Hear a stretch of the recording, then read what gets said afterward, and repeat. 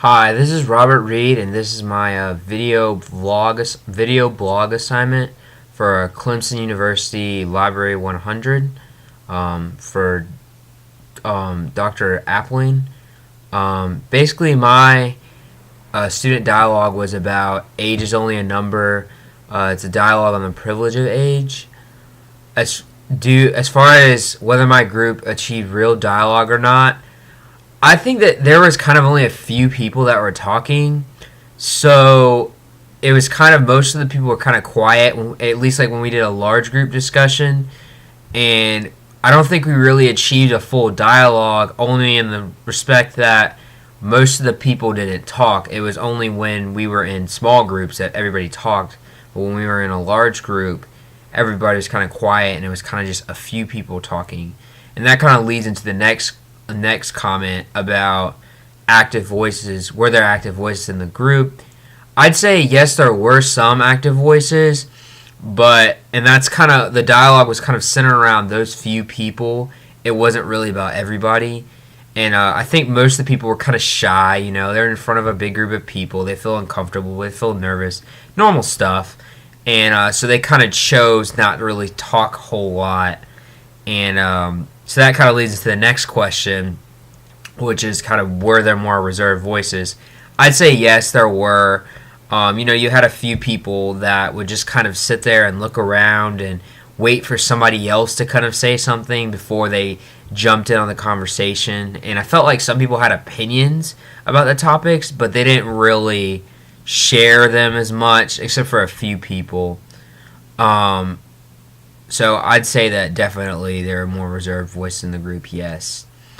As far as myself, my role in the group, I'd probably say that I was kind of the person that would kind of jump in when nobody was saying anything, because there were some moments there in the session where it was just like completely silent, and it was just like honestly kind of awkward silence, and nobody was saying anything. We were all kind of looking around at each other, and so my kind of role was I kind of would just say something, say my opinion, and I was kind of hoping that if I said something, maybe somebody else would jump in, give their opinion. Maybe they didn't agree with my opinion, maybe they'd argue, or maybe they did agree with my opinion and they had a good reason to support it, or just I was hoping that somebody would say something so it wouldn't just be silence.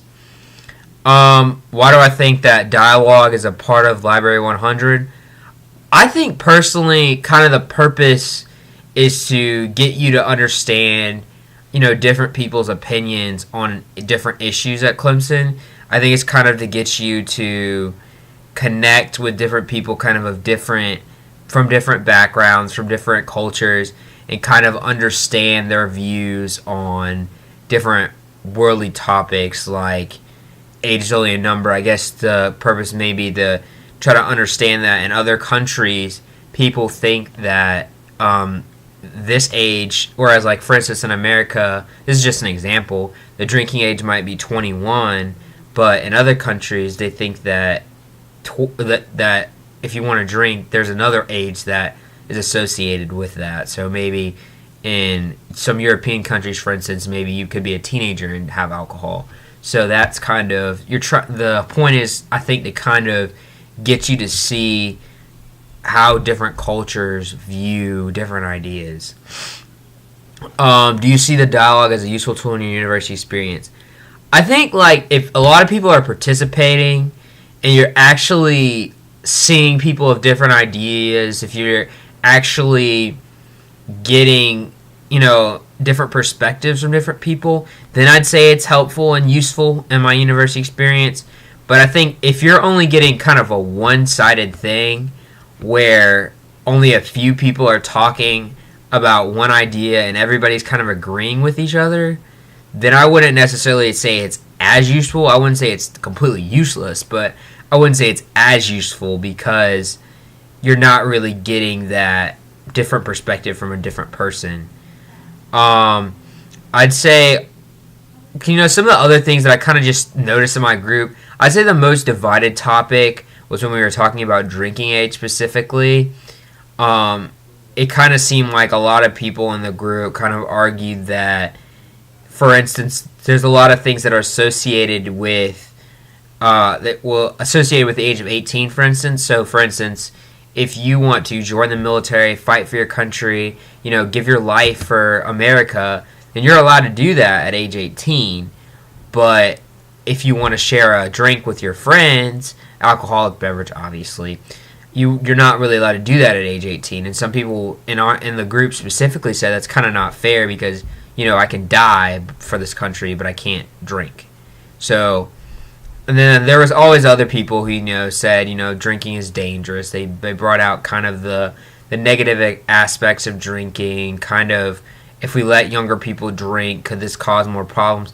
Some people thought that if you let younger people drink, that it would lead to since it'd be kind of a normal thing, it wouldn't be so many binge drinkers and so many people that would just kind of overindulge in it, and it would be a little bit easier for police officers.